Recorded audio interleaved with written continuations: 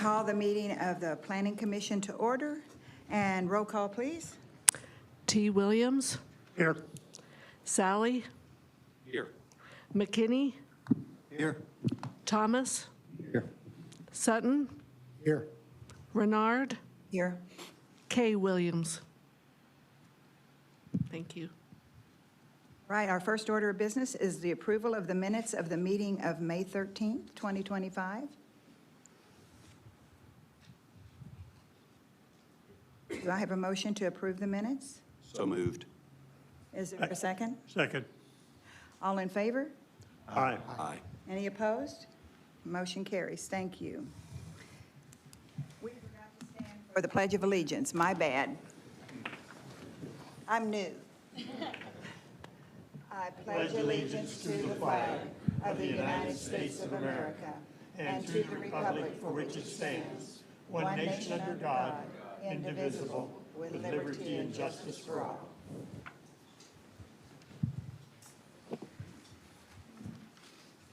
Thank you. So now, Maegan, you will come and explain information to us about the rezoning development permit, RZ25-03.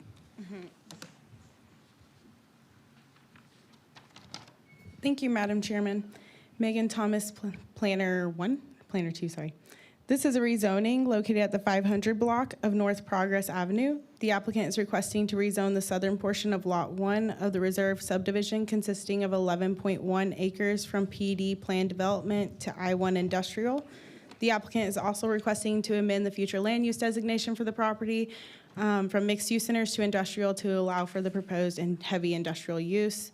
There is an associated significant development request that was submitted on June 2nd and is currently under review. Additionally, it should be noted the city administrator approved a request to fast-track this proposal to the June 17th Board of Directors meeting following tonight's decision. This is the future land use map for the property. The future land use map designates this area as mixed use centers, which is the teal color shown on the map. The proposed I-1 zoning is not in line with this designation as it allows for heavy industrial uses, which the 2040 comprehensive plan finds not appropriate for this area. Therefore, the applicant has submitted a request to amend that future land use designation for the property from mixed use to industrial. On the screen is the rezoning exhibit. As a reminder, this request is for the southern portion of the property. That's the orange shaded portion.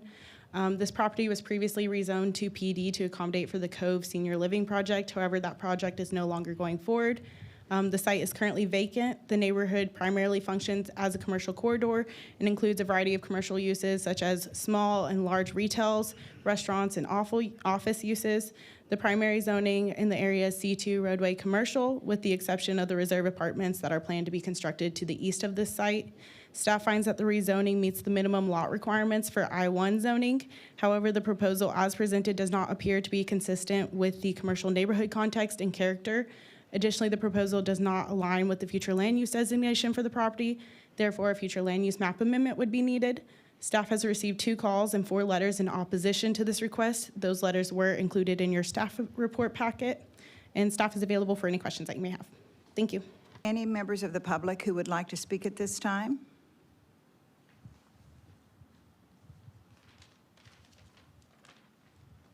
Please state your name and address, and you'll have 3 minutes. I'm Doug Allen, 8007 West Ellsworth, Rogers, Arkansas.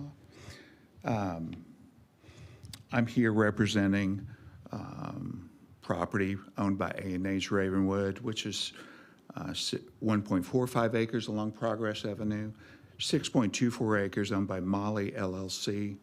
In addition, we have 3.66 acres adjacent to this, which you would be on the west side. In addition to this, I own 10.12 acres adjacent just north of the complex, apartment complex, that is owned by Kell Properties. Recently, I attended a city council meeting and they didn't know who Kell Properties was.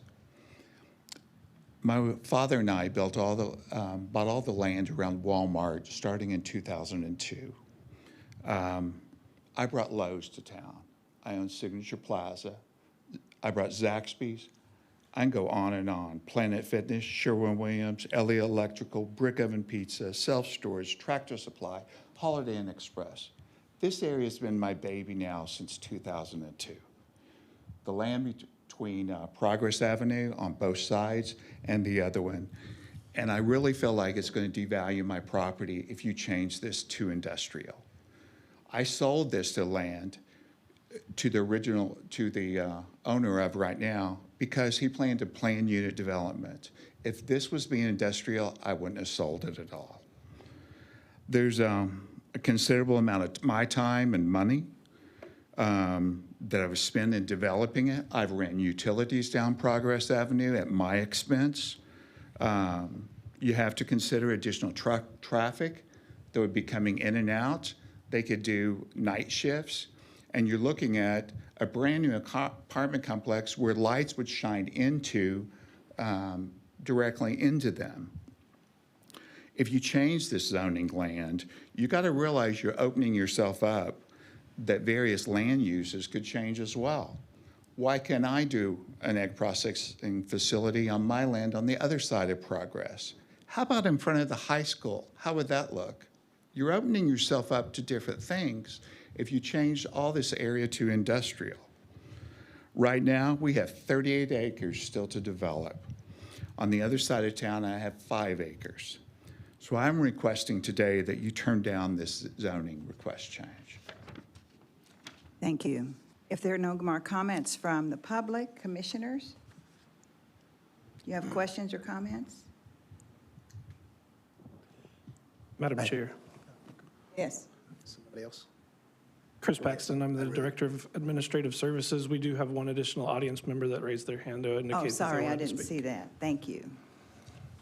I apologize. I thought you would ask if anybody from the applicant was here, so I was waiting for that.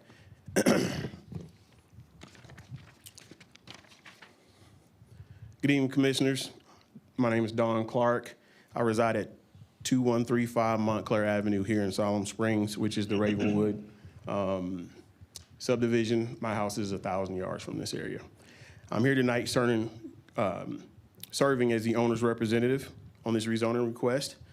Again, as Maegan has stated, the rezoning request is to rezone the southern 11 acres to I-1, and we would be rezoning the other 18.2 acres to C2. This rezoning is a request to support the development of an egg sorting facility, packaging facility for Hansenbrook Farms. Hansenbrook Farms is a nationally recognized leader in production of organic pasture-raised eggs. They have contract farms in this area, and to be transparent, this is a competitive situation between us and a location in Missouri. The company is committed to sustainable practices, high-level quality of products to its consumers. The proposed facility at Siloam Springs is a key part of their continued growth. This proposed I-1 zoning on the southern portion will allow for this facility to be built itself, which would operate primarily during the daytime hours. Again, we consider this low-impact development because it does not require pretreatment, as what would be norm with some heavy industrial uses. Joining me this evening is Ryan Gill with Martin & Martin, who is the engineer of record and can speak to any technical questions if needed. Also here this evening is Ashley Swaffer, who is the Vice President of Compliance for Hansenbrook Farms. She's here to assist with addressing any company-specific questions that you may have. I also want to point out, as we referenced to and staff has, thank you to the 2040 plan. In that plan, transparently, I used to work for the City of Siloam Springs as Community Development Director and was part of that plan. That plan speaks to, for the growth of Siloam, as a result of existing businesses composition, access to talented workers, and market fundamentals, availability and size of land, et cetera, it is recommended that the city pursue advanced manufacturing, food packaging opportunities. This project would check 2 of those boxes. So in the interim, there would be 50 employees, and we'll scale up to 100 if we run 2 shifts, if they run 2 shifts. To Mr. Allen's concern, there is a requirement to buffer this from residential, so I don't think that would be an issue with light shining in there or anything. There's no smokestacks. This is a building very similar to Elliott Electric that's along Simon Sager today, meaning that it would be a pre-engineered metal building. Already have those type of buildings in the area.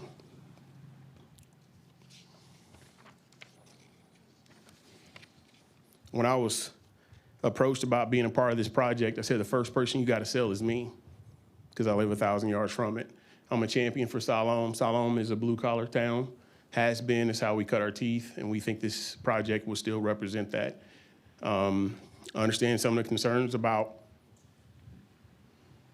impact to land, but even with us zoning the 18 acres to the north to C2, we believe that it still would be viable land for projects to happen in and around that area. A lot of times when dealing with potential national customers, first thing they want to know is what's your daytime population? What's your daytime traffic counts? What does the lunch population looks like, right? So this opportunity brings that to place with this project. We respectfully request your favorable consideration, and we'll be happy to answer any questions that you may have. Thank you. Thank you. Commissioners? Well, I guess I should say now, does that bring up a question from anyone else in the public? Okay, thank you. I guess my first question is, why is this rezoning proposal submitted before the proposal approval of the project itself? Why weren't they as a package? Yeah, I can answer that. Because in Siloam, you got to have the zoning in place before you can move forward with a significant development permit. That significant development permit, as Maegan has already alluded to, has been turned in, and it still will come before this body and the body of the board to review. That's typical in these type of developments. You get the zoning in place first, and then you come back with a significant development. Because quite frankly, with this being a competitive situation, from our owner's perspective, how much money do you put into this if it gets denied, right? So, you know, the engineering, the architectural, all that stuff still in place to be worked through with the staff and their comments. And then, like I said, will be brought back before this body. Does that answer your question? No, it doesn't. Can I say something? That'll come before you guys next month. Why weren't they both brought as a package? Madam Chair, Chris Paxton, I'm the Director of Administrative Services. You're required to have the rezone done before they would be eligible to move forward with the site development plan. Rezoning applications should be considered on their own merits on what would be eligible to be built based off of all of the allowed options within the zoning district. So it is important to understand that when you're looking at zoning considerations that the individual development should not be considered. There are risks associated with zoning based off of submitted developments. If you are making a zoning determination based off of a submitted development, they are still legally allowed to develop anything that would be allowed within that zoning district. Thank you. That answers my question. In other words, if this goes to the city council and it's denied, they could build anything they want to. As long as it complied with the appropriate zoning standards, then in Arkansas, yes. If they submit anything that would be allowed within that zoning district and it meets the city's ordinance requirements, then the city's planning commission is obligated to vote in favor.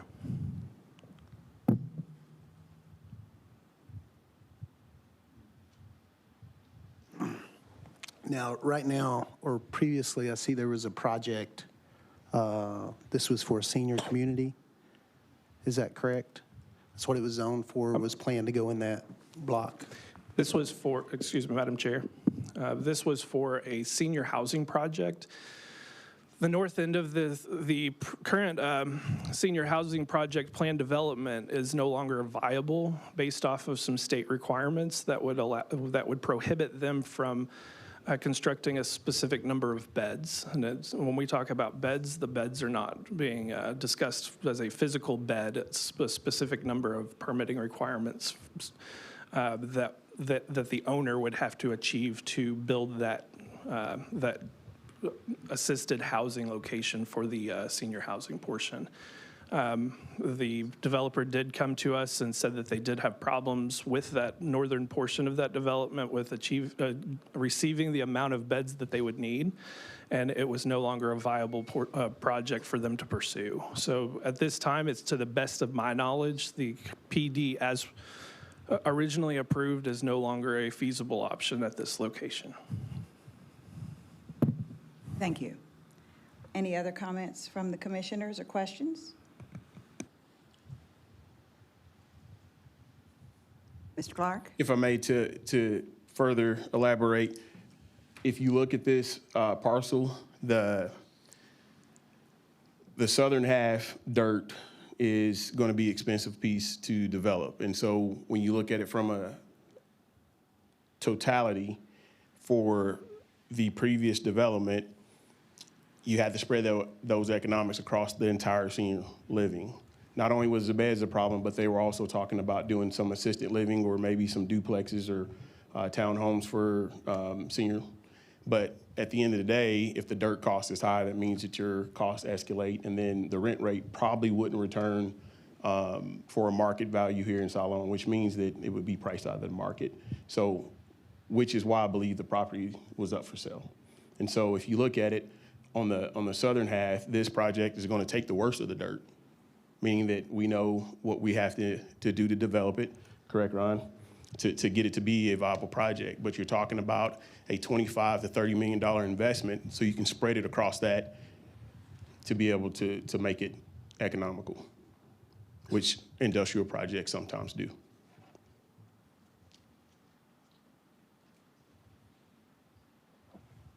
I don't know that I have a question, but I have concerns, and maybe you can help me. You know, this rezoning doesn't align with the city's future land use designation for that area, right? And Don, you'll know this as well as anyone. I don't remember if it was 21 or 22 that we had our 2040 comprehensive plan that we put together. And when we put that plan together, we had people from all over the community. We had people from the school district, small business owners, we had employers, employees, retirees, people from all walks of life in our community. And we all came together and looked over the map of the city for future use and said, what is best for these areas, right? What is best? And we decided on, you know, mixed use, I think, for that area, right?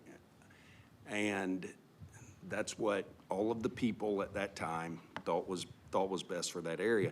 And I understand that things change, and I understand that we evolve and we may see other needs. But this was just a few years ago that this happened, so it's hard for me when we got a group of our community members together to speak, and they spoke and decided this is what we think is best for this part of our community. And for me, if we're changing something from R1 to R2 or from R2 to R3, it's not a big leap, right? But going from where we're going to put houses and retail business to heavy industrial, it does feel like a big leap for me, right? I love the idea of 100 new jobs in Siloam, and I think that's great.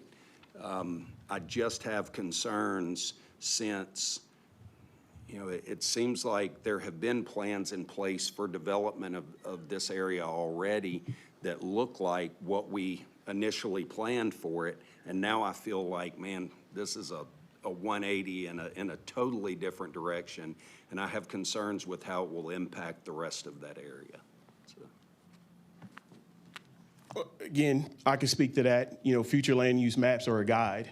They're not meant to be the rule. They're a guide. And, Siloam has before amended future land use maps. Cities all over the place amend future land use maps. Also, since that time, we've heard a lot about, I was just in front of the board in December of 2024 with the Olive Garden project. And what I heard then is, this is great, but we need jobs. We need industrial jobs. We need blue collar jobs. Heard those things. And so, again, this fits the bill. And, to be transparent, I live in this community. I own a small business community. I'm not going anywhere. To my point, I live 1,000 yards from this proposed facility. We took the time to meet with the POA of Ravenwood. We did a neighborhood meeting. Didn't hear a lot of negative as it related to the rezone. They had questions about truck traffic, which I think is valid. So I'll answer a couple of those. So 6 to 7 trucks per day is what we're looking at. Some of those trucks are already in this area because until they decide which way they're going, they've been contracting with the facilities in summer to sort their eggs for them. So some of those trucks are already in the area. Whether this project or this rezoning is approved, the truck traffic ain't going away. The Bella Vista bypass now is sending over 100 trucks an hour down Highway 59. They're here. And so, to my point, back to looking at what's good for Siloam Springs, also part of that 2040 plan was an economic viability standpoint too. I mean, at some point, Siloam Springs has got to do something to help with revenue here. Can't just be sales tax dependent. This facility would be a heavy user in electrical use. I think what I would probably argue and say, whatever the city's collected off property tax, their first utility bill will far surpass that. It's business, I get it. There's always going to be tension between progress and preservation. I lived it for 15 years when I worked for the city. And if I didn't think this was a good project, I wouldn't be standing before you because I live here, I'm a part of this community, and I'm not going anywhere. Any other comments, commissioners? Questions? Don, I guess I'm trying to figure out why here of this place, and it seems we have a good community and a lot of open real estate around here. Why right there? Good question. So a lot of people may or may not know this, but in President Trump's first administration, they passed opportunity zones to help spur development, economic development. This area is in the opportunity zone. Hanson Brook Farms is a certified B Corporation. So that means they're committed to certain sustainability practices. And also because of that, they get rated off their living wage. They get rated off their community involvement. This is shovel ready. Time is of the essence. And so this one here has utilities to the location. That's why it was attractive.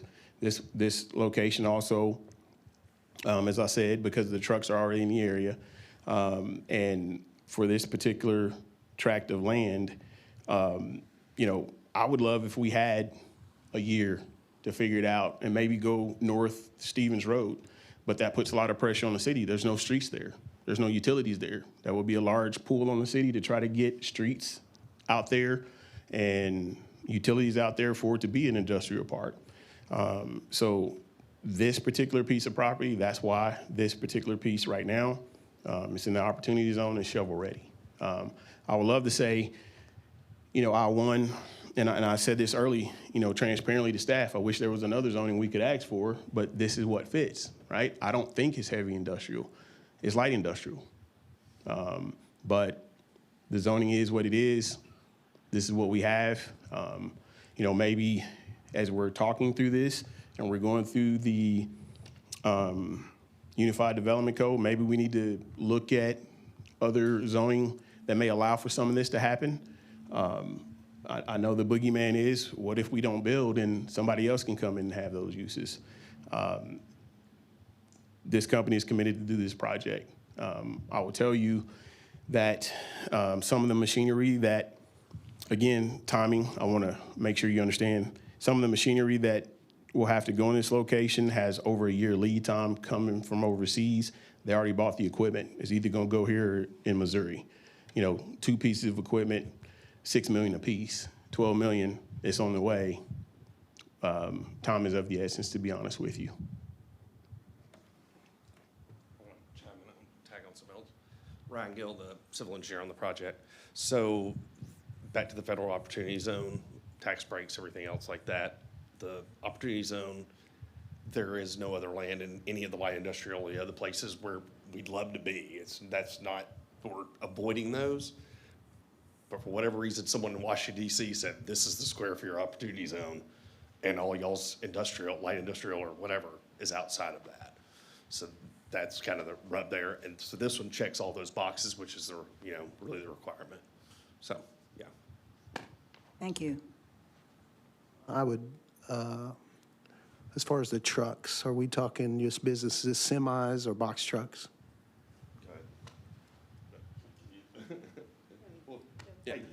So, and I will open it up to Ashley. She can speak a little bit. This is an egg sorting and washing facility. There was no live birds here. One of the first things I did was call Dr. Gene Shepard with Cobb Ventures to make sure there was no biosecurity concerns. Reached out to people across the state. I will also be transparent and speak to that the Arkansas Economic Development Commission is behind this project and has put together an incentive package for this business. So trucks will probably be semi-trucks. I would probably, call them what I call day cabs, that brings the eggs in. They get washed, they get sorted, they get packaged, and then they get shipped out. That's what's going to happen, and Ashley can elaborate. Hey, Ashley Swaffer, VP of Compliance for Hanson Brook Farms, 516 Rays Mill Road in Farmington. So I am local to Northwest Arkansas. For the question, it is semi-trucks. Reefer units is what we use. And we have a local contractor out of Decatur. That is our hauler of those. So, and I just want to say, Hanson Brook, I am pushing for Siloam because I want to create jobs in Arkansas. Because I am a resident of Arkansas, I don't want to create jobs in Missouri. So that's why I'm very passionate about bringing this plant to Siloam, because I want to create jobs in our community.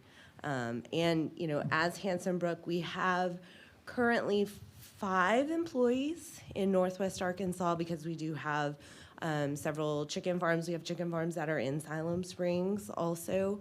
So we're here. We do have a presence here. You just may not have heard of us. So, any questions specifically for me? I'll make a statement. I mean, I personally, I'm excited about a business wanting to come to our community, and obviously, jobs are important to us. It's hard. We've got the hospital right there. We've got the public school right there on the other side. So, it's just. There is no other location that is prime, what it sounds like. This is it. You don't have a plan B? Their plan B is Springfield, Missouri, not Siloam Springs. And so to your point about the what's located in the area, if we were successful with the zoning, you will see that we want to lay out the building west to east. So what you will see from Progress Avenue will be the front of the building, which is where the offices for the employees would be.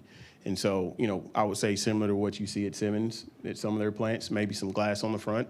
As far as the school district and the hospital and those things in the area, I don't think this would be a deterrent. I mean, again, the school district may have some new school children. The hospital, I hate to say this, built-in clientele. I mean, at the end of the day, this is an opportunity for everybody to benefit from it. Again, if I didn't believe so, I wouldn't stand here and speak to you guys that I see every day in the community, go to church with, passing a grocery store, right? So that's, again, why I felt so strongly about it and got involved. Madam Chair. Yes. Chris Paxton, I'm Administrative Services Director. We did work with the applicant to review the opportunity zone for other suitable potential locations, and staff was not able to assist with locating an additional site that would meet all the requirements for the facility.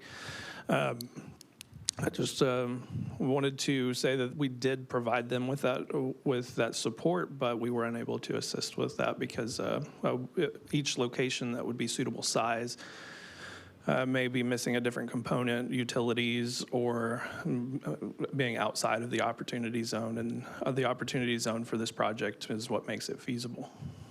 Thank you. Commissioners? Go ahead. May I ask this question? Is the hospital and the school representative, both of those they have no complaints or anything about this? I believe we've only had 4 notices. We've sent out a public notice to any property, I believe, within 300 feet. If they are within 300 feet of that, they receive a notice that the project's going forward. Plus, we also have signage that's at the location to do public notice. And I think at this time we've received 3 letters of opposition from different organizations through their representative, and 1 additional from, I believe, the apartment's owner. Those are in your packet. I know that. I just wanted to confirm that community here. I did want to mention, tagging on to what you had said, and what Don had said about the location. Come to the microphone, I please. apologize. That's I'm all usually right. project, and that's too loud. The building is set back from Progress. As you would notice wherever you drive by now, there's an existing detention pond on the property. we're basically utilizing that and modifying it as part of our package we submitted last week. So all that to say, it is set back further. There are trees, and we work with Maegan that we're gonna add additional trees to help block that view. So it's not something that just really stands out to help with the appearance. So we weren't really, because right now we're receiving 3 large pipes of water from the south and having to actually, it makes this property a little bit difficult because we're having to pipe all of that from Walmart, from Signature Plaza, and from Progress Avenue itself, south of us, is capturing all that water. So that made that pond a little bit larger and helps give it a little bit more of a buffer. Thank you. Commissioners, any more questions? I have one. Is that south 20 acres, is that in the wetlands? So I don't believe there's a wetland designation on any of this property, am I correct? There's no wetlands on this property. No, sir.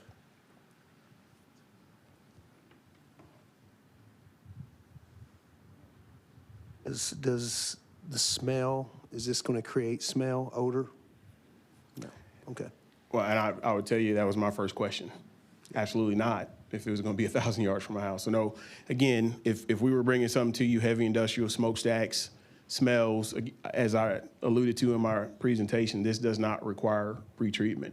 So pretreatment basically means that the water, the effluent, is such a mess that it has to go through a primary treatment before it hits the City of Siloam Springs publicly owned treatment works. That's not required on this project. Again, they're bringing in the eggs that you would buy off the shelf if you want organic eggs. They're bringing them in, washing them, sorting them, packaging them, and then going back out. There's no live birds. Again, there's no biosecurity risk. You know, I've spoke not only to Dr. Gene Shepard, I've spoken to Simmons. I've had conversations with the Arkansas Poultry Commission as well to make sure there was no concern before we push further with this project, and there were none.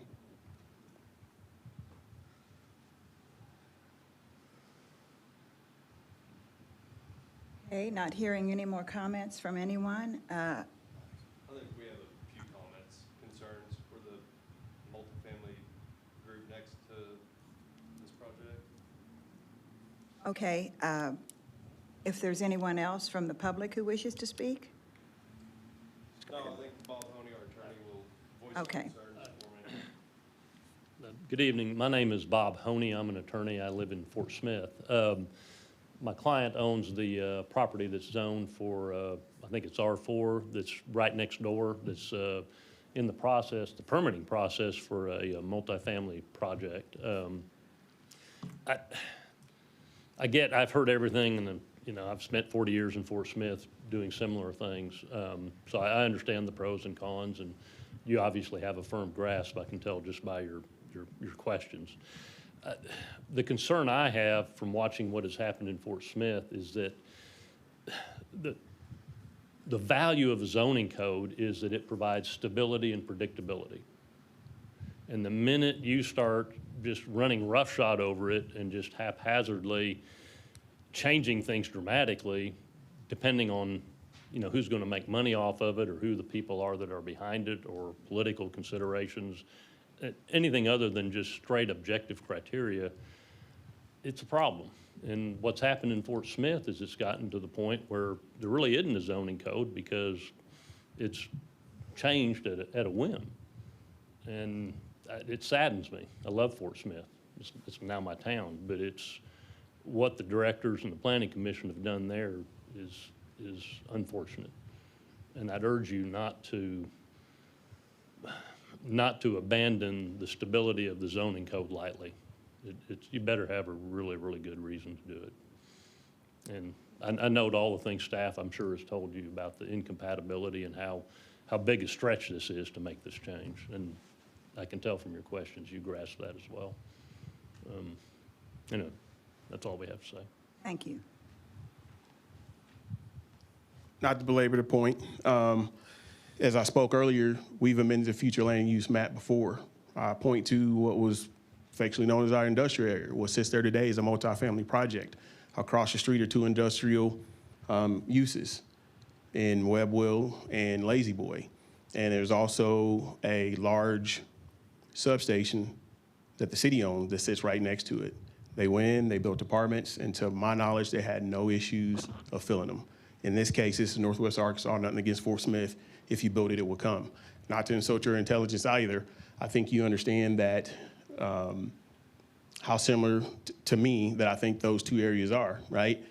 We're not saying come through and rezone everything. We're talking about one piece of property, and precedent has been set. To my point, to that northern track off of Country Club Road, that was industrial for I don't know how many years.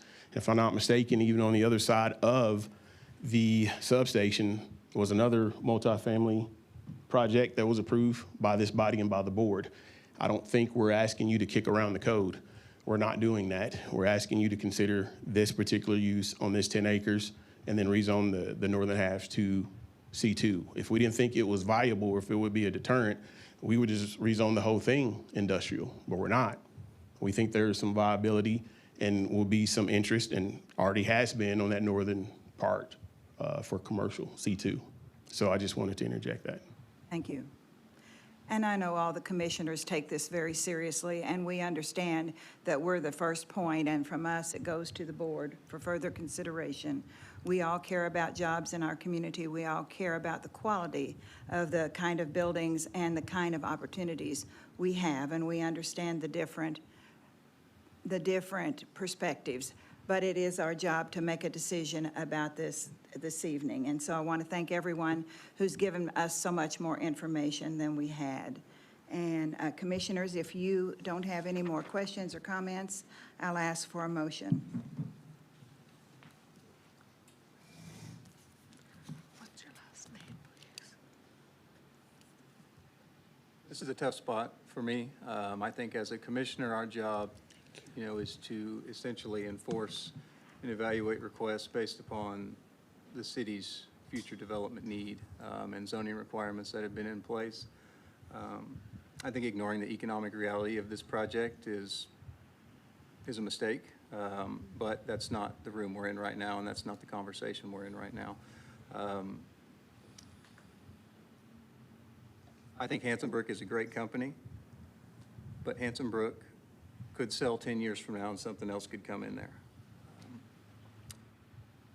So I'm struggling with this request from that standpoint, but to Katie's point, I want to make it very clear that we are not shedding the reality of importance of 100 jobs in this community. We need these jobs. And I think I wish all the stakeholders could get in a room and have a conversation amongst themselves to try to figure out a way to work together. I think that's something that could benefit all involved. But as it sits today, as a planning commissioner, I find it difficult to approve something like this.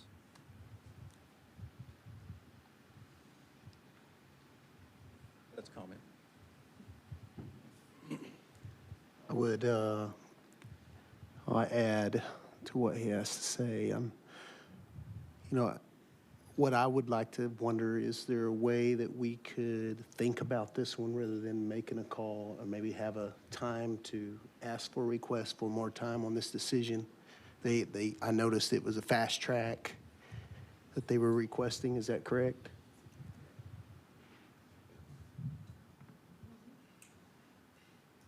Yes, they're requesting to fast track it to June 17th. That was approved by the city administrator. However, you guys can recommend to table it, I believe. Chris, do you want to speak on that? Madam Chair, the Planning Commission does have the ability to table an item. Typically, to table an item at the Planning Commission level, you would provide any additional information that you would want from the applicant that would be presented at the next, that would provide the opportunity to present new or different information at the next meeting. If the Planning Commission is just needing to consider that, then I would caution that the Planning Commission cannot hold an item at the Planning Commission level indefinitely. So if you do table it until the next meeting, that will be a full month before the next meeting. So I would just advise the Planning Commission to consider that.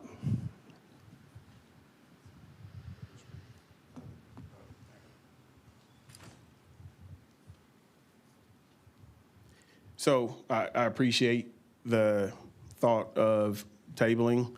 I'll just be transparent with you. If it's tabled, the project goes to Springfield. That's not to put more pressure on you. It's just the fact of the matter. You got to do what you feel is best, but I just have to speak that in the record that if you table, we'll probably withdraw the application because that means that project won't work here anymore to meet the timeline.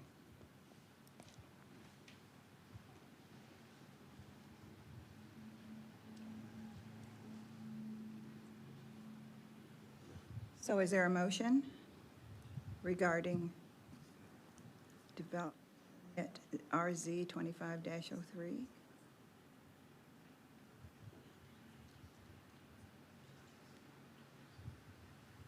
Madam Chair, just a Yes. reminder, the board has two options. If they want to move this forward to the board, you can provide a motion to forward to the board with a recommendation of approval, or a motion to move forward to the board with a recommendation of denial. If either motion that is made is denied by the board, then an additional motion would be required to be approved to move that forward with the appropriate recommendation.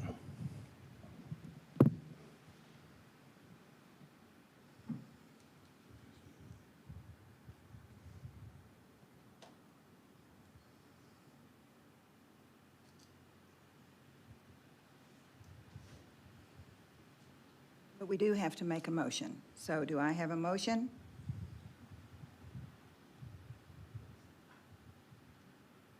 Madam Chairman, I move that we table this motion to our July meeting, during which time we may get more information regarding the project to be submitted. Thank you. You do understand that if we table it, that it will no longer be an option. It's what Mr. Clark has said. Is that I still? understand that fully. So, okay. I could not, personally, I could not vote for approval as currently presented.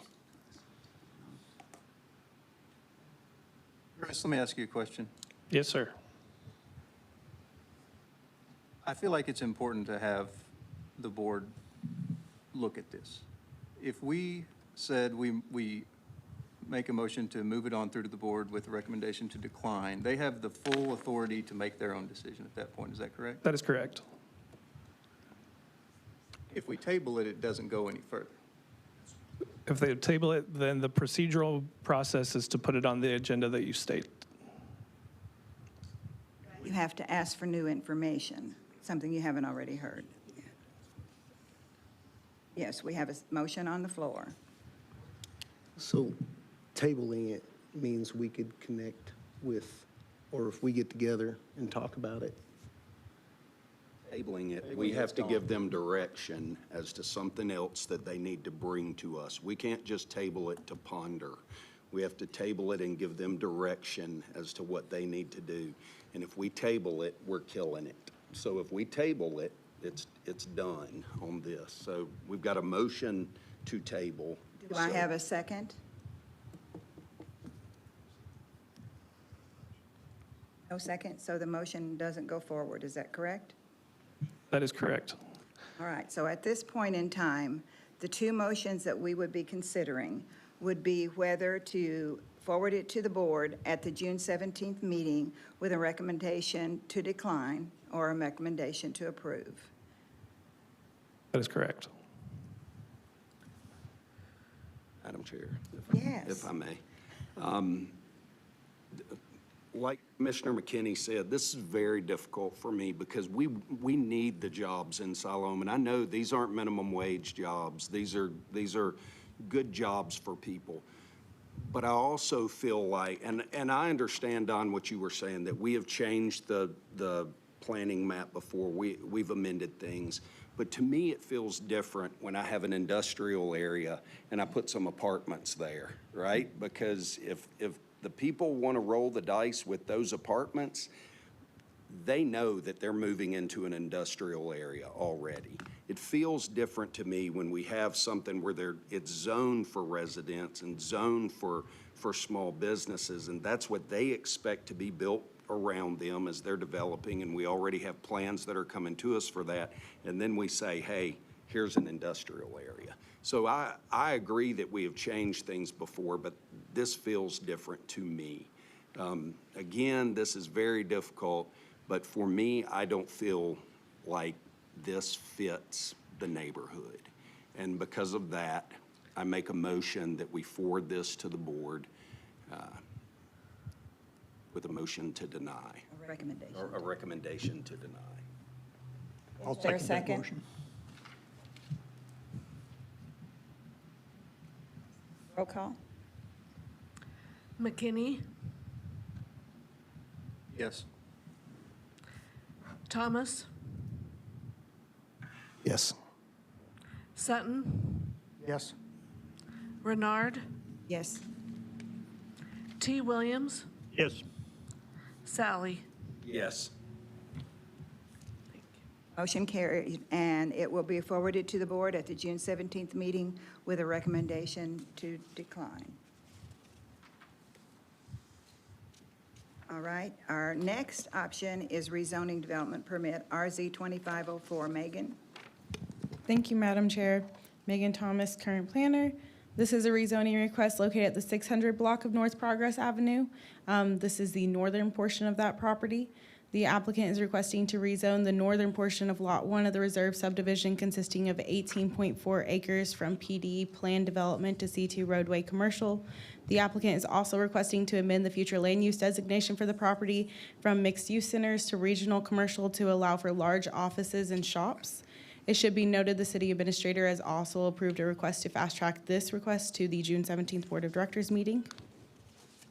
This is the future land use map for the property. The future land use map designates it as mixed use, as we've discussed.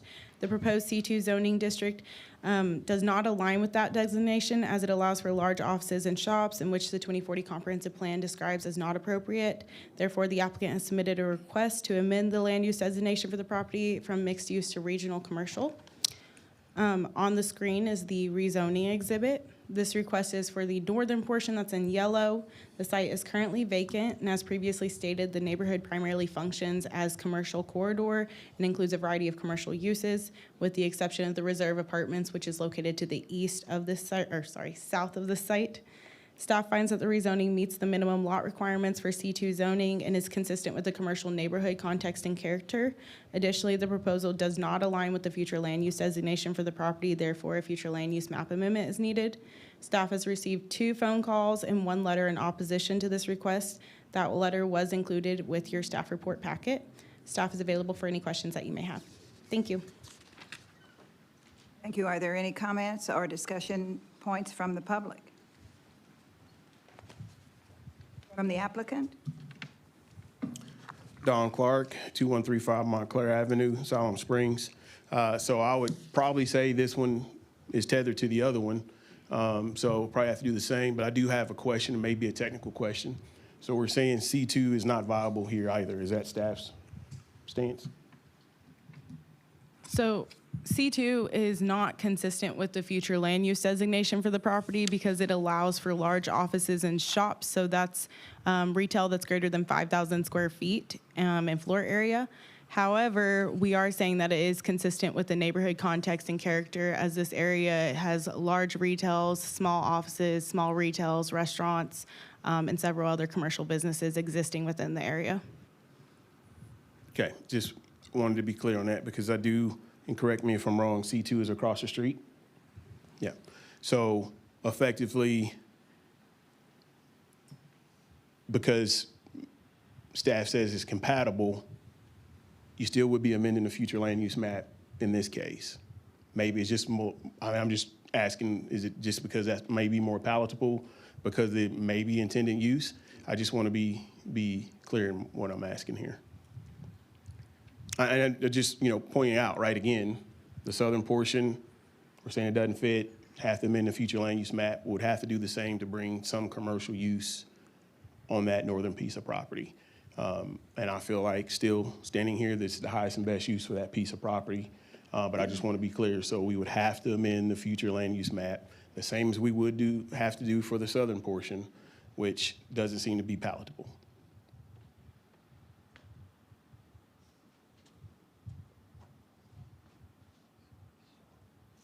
Commissioners, any comments?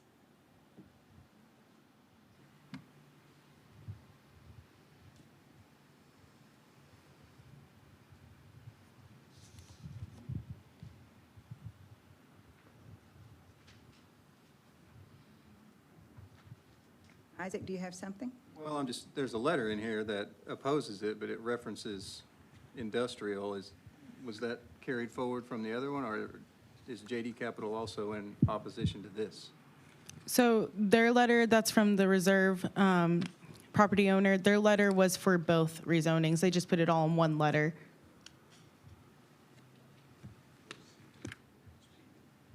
Can I clarify that? Yes. My client doesn't oppose this request. I think that came across wrong. We're concerned about the industrial, but this change would be something that would be, well, as staff, as you've heard from staff, would be compatible in the spirit of the existing plan.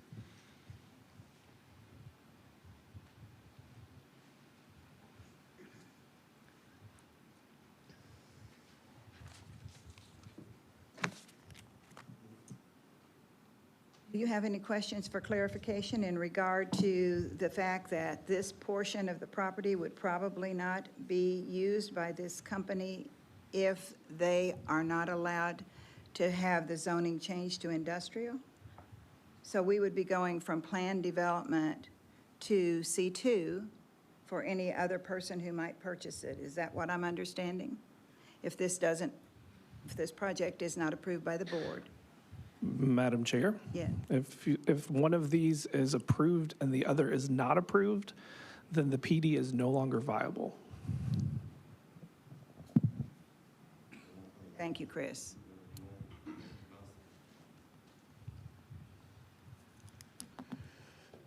Don Clark again. The interest in this piece of property is for the industrial use, to be transparent. So if the project is not approved, then this owner wouldn't be purchasing the property.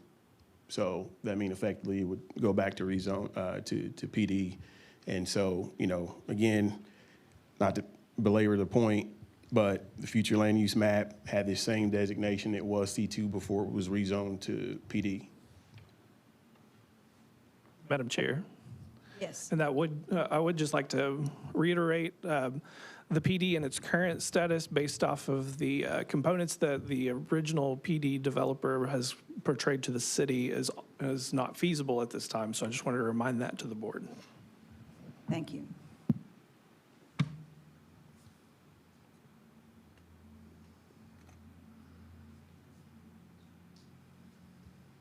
Commissioners, any further questions, or I'll entertain a motion?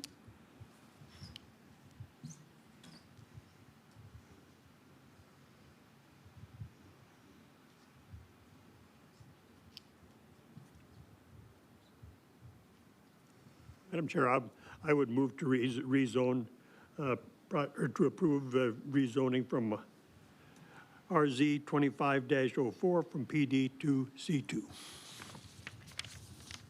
Thank you. Is there a second?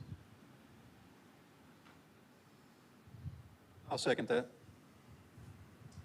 Okay. Roll call, please. Thomas, Yes. Sutton, Yes.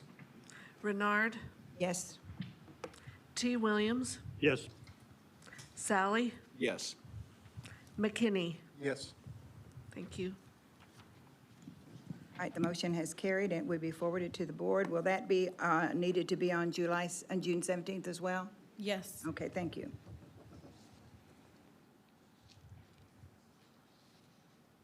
All right, we'll look at preliminary plat PP 25-01. Megan? Thank you, Madam Chair. Megan Thomas, current planner. Ben is actually out at a conference this week, so I'm going to be presenting his projects tonight. So this is a preliminary plat request for the 2200 block of North Chanae and Dagan Street. The applicant is requesting to establish Phase 2 of the Oak Brook subdivision consisting of 43 single-family residential lots proposed to be situated on 15.51 acres. Staff is requesting that this project be tabled to the July 8th Planning Commission meeting to allow time for further engineering review of concerns related to the road construction through the floodplain. Staff is available for any questions that you may have. Thank you. Thank you. All right, do I hear a motion to table? Make a motion to table based on what Maegan said, but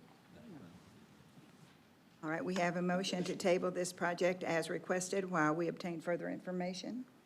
Second. Thank you. Roll call, please. Excuse me, who was the second, please? Thank you. Sutton, Yes. Renard, Yes. T. Williams, Yes. Sally, yes. McKinney, Yes.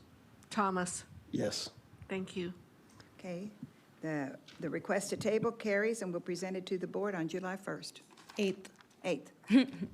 Oh, it says first there, but it's 8th, right? Yeah, July 1st is the board meeting. All right, so next, this is also Ben's project. This is a preliminary plat request for the 20,000 block of Bruce Rutherford Road.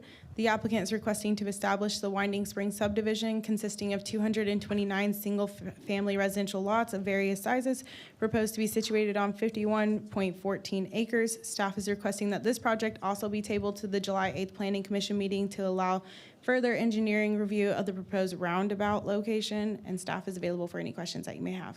Thank you. All right, thank you. So we have a request to table this until the July 8th Planning Commission meeting, and that is to obtain more information. So is there a motion to do so? I'll motion. Okay, we have a motion. Do we have a second? Second. Roll call, please. Renard, Yes. T. Williams, Yes.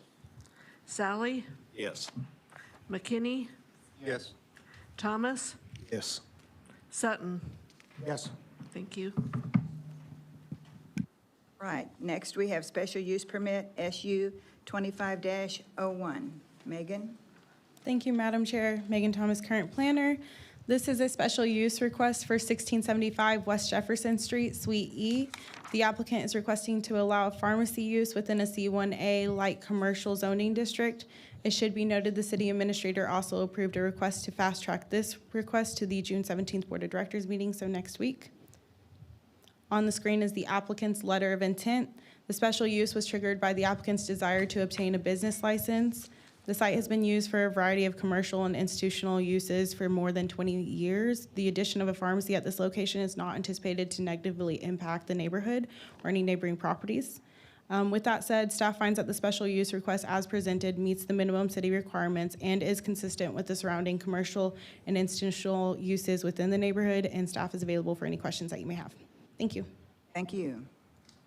All right, so we have any comments from the public regarding this? From the developer? Yeah. Okay.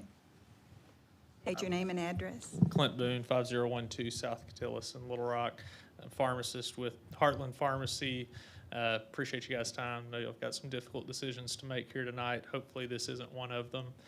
We're a retail pharmacy fully permitted by the state, and my understanding is this is a requirement because you have to ask all pharmacies in the state to get a license. So if you have any questions, here to answer those for you guys.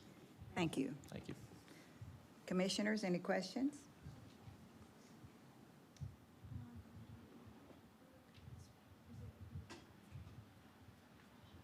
All right, is there a motion to approve? I make a motion to approve special use permit 25-01. Is there a second? A second. Thank you, Chris. The roll call, please. T. Williams, Yes. Sally, Yes. McKinney, Yes. Thomas, Yes. Sutton, Yes. Renard. Yes. Thank you. All right, the motion carries and will be forwarded to the board at June 17th board meeting.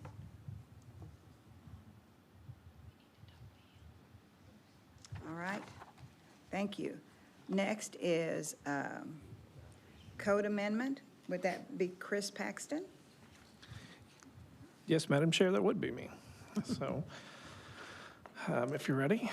I'm ready. We have a code amendment to repeal the planning, extraterritorial planning jurisdiction for the city of Siloam Springs, and I will take the podium.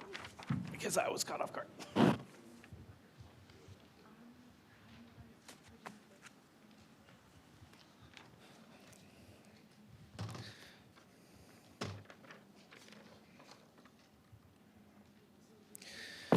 Thank you, Madam Chair. This is a code amendment to repeal the planning area. This is the extraterritorial zoning jurisdiction for the city of Siloam Springs. This would extend out into the county. This is a code amendment to bring the city into compliance with new state statutes. The 95th Arkansas State Assembly approved a bill which was signed into law by Governor Sanders as Act 314. The act strips cities of the authority for subdivision jurisdiction in the 1 mile extraterritorial jurisdictional boundary, also referred to as the planning jurisdiction or the ETJ. In terms of the impacts of Act 314, the repeal prohibits subdivision reviews, preliminary and final plats in the planning area. It also limits the ability for the city to reserve rights of way for future street connections. The act goes into effect 90 days after signature, which makes the effective date August 4th, 2025. For the city's local ordinances to comply with the new state law, all references, authority, and or regulations occurring in the planning area need to be repealed from the city's code. Staff recommends forwarding this to the Board of Directors on July 1st. Staff is available for any additional questions, and I know we do not provide recommendations from the staff, but I do recommend that this gets a recommendation of approval. Thank you. Thank you. All right, commissioners? My understanding of this is merely to bring us into compliance with the new state law.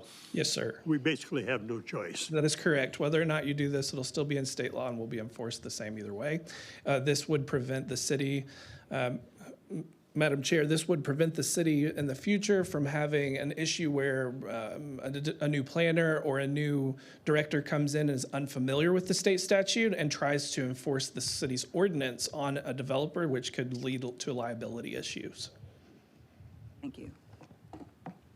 Is there a motion?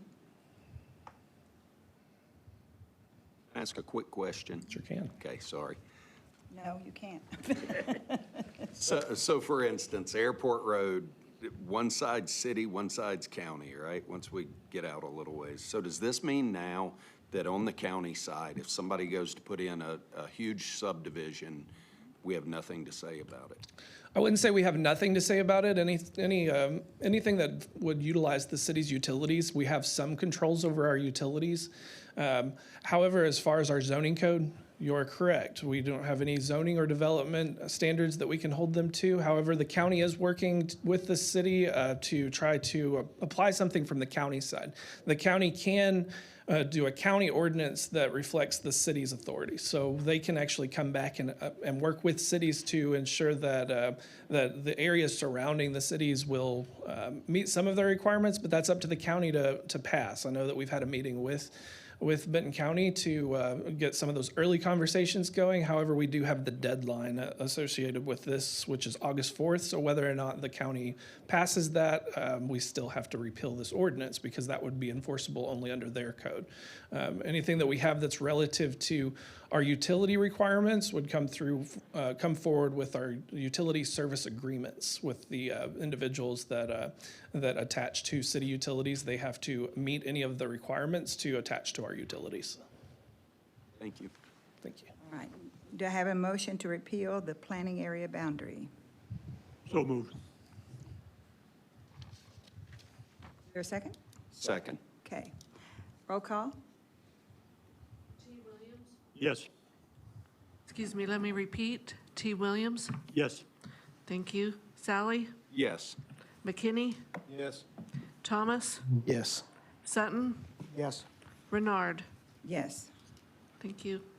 All right. Easement acceptance, Maegan? Okay, so we just have 4 easements. It's 2 lot line adjustments and 2 lot splits. These were reviewed last month.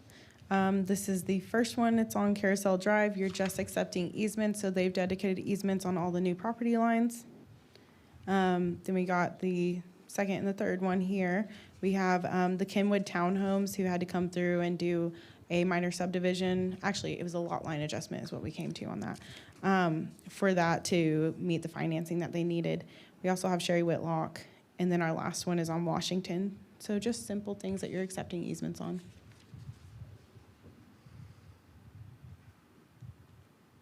So do we have a motion and a second to accept the easements as presented? Madam Any Chair, I make a questions? Yeah. motion to accept the easements as presented. And right Second. away. All right. Roll call, please. Sally, Yes. McKinney, Yes. Thomas, Yes. Sutton, Yes. Bernard, Yes. T. Williams. Yes. Thank you.